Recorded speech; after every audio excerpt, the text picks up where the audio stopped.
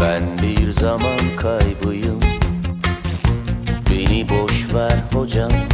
Düşlerimden geçenleri kitaplarda bulamayacağım. Hangi deniz nereye dökülüyor bana ne? Ben içimde boğulurken hala aşkın olduğu bir yer varsa söyle.